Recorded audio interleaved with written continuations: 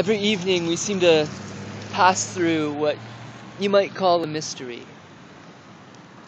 There's these dramatic shifts in one's conscious awareness, whether or not we're aware of them or not, right? And that is that we pass through this waking state of consciousness, and then we go into a dream state, and then into a deep dream state. And these seem to correlate with certain brain patterns: alpha, beta, delta, gamma. The interesting thing about this is, furthermore, that we have these different brains, these different brain systems in us. The Turin brain complex, as some call it, and that is the reptilian brainstem, limbic system, and neocortex. And I do think, and I think there's good reason to think this, that these actually do parallel these different states of consciousness to some major degree. The reptilian being, that is reptiles and below, fish and so forth, seem to exhibit characteristics behavioristically of reactivity, being reactive to the surroundings around them. And their quality of life, specifically with like fish, had very little interiority, and therefore their whole life world was that of this gross reality, in other words, this physical reality in which they're reacting. When you get into something like the mammal world, there's an other that they're interacting with, they're emoting towards. And that emotive experience with and to the other requires an objectification of their own individuation, their own self, to some degree, in this physical world, so that accessing an interior world allows them to experience an in-touchness with the other. This dream world that these mammals have access to now, I believe, give them the foundation to have sort of a care for other, which we do see in many mammals. An example I like to use is the example of cats caring for their young, in which a mother cat might, for example, stay without eating for days if there's just enough food to keep their children alive, their babies alive, the mother cat, in other words. So with humans, we get enough consciousness with this neocortex to objectify reality to some major degree. Not fully, obviously, but we can put ourselves in relation to other, and therefore have self-awareness of ourselves and of history. In other words, through this process, we are cultural creators. We create culture. And this very process of objectification, I believe, allows us to enter into, and is maybe not allows us to, but it is in and through this process that we actually have access to the deep sleep state of consciousness. Now, very few of us actually have the ability to enter into these different states of consciousness at will.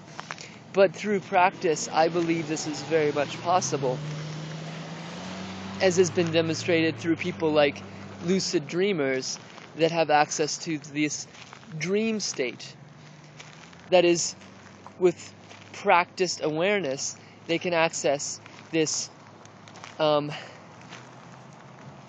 interior state of consciousness that is not bound to this physical reality, but allows this sense of individuality to move about in this altered state of space-time and interact with other. Now, this is an interior experience, many would say. Although if you look to people like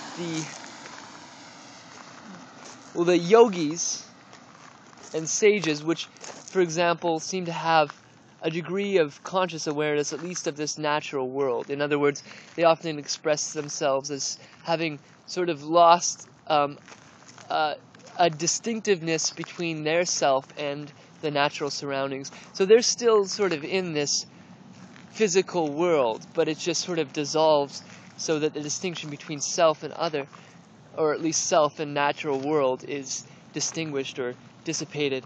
But with the access to these dream states, the self sort of dissolves entirely, or this body-mind, excuse me, and there's a looseness to what the I state actually is. And oftentimes there's a profundity of almost an omnipresent one that's guiding it in that state. And I believe that this has a lot of characteristics as to why the great mythical traditions arose, 10 to 15,000 years ago, where there's a singular God guiding all forces out in the world.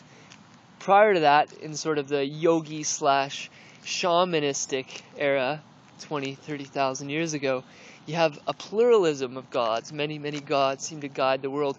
And this makes sense in the way that there's sort of a dissolving of self with this natural world. But there's actually a deeper state. This dream state is seemingly deeper than that yogic or shamanistic state, I would argue.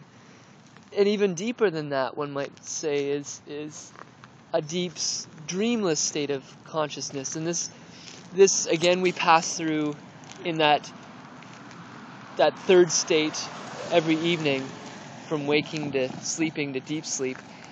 And in this state, there's a dissolving of all phenomena where you just witness the phenomena, or at least that's described in such contexts as, traditional Zen Buddhism and some of the other religious traditions, I would argue. So if there's a continuity between states of consciousness, and these three states actually parallel our physiological makeup, in other words, again, the reptilian brainstem, the limbic system, and the neocortex, then there's this interesting pattern of evolutionary design in these actual states of consciousness. So where I'm going to push this is something that I don't think anybody's really ever said, is that if we are sort of designing a fourth brain, and I use fourth loosely, I use it in the way that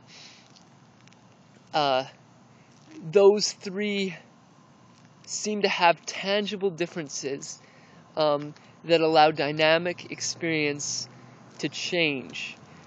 I believe that we're designing sort of a fourth brain in and through things like our technology, which makes sense of the third brain. Objectifying the third brain, which is the ability to create culture and create technology, allows you to then go further and integrate that technology with the self, thereby extinguishing the individuality of the self, and thereby integrating self with other in and through the technological systems. What that means, I believe, is that if these states of consciousness are actually evolving, if they're actually progressing, then the fourth state of consciousness, if maintained in and through awareness, would be one in which there is a collective mind experience of all of those previous three states, or something of that sort.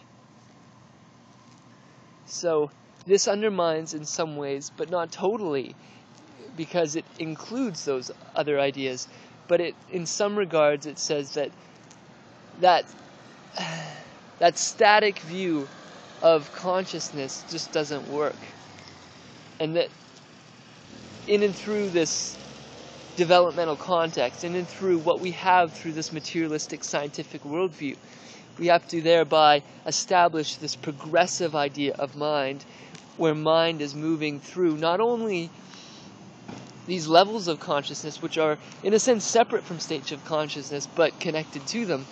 There's also simultaneously these broad, sweeping, and encompassing states of consciousness.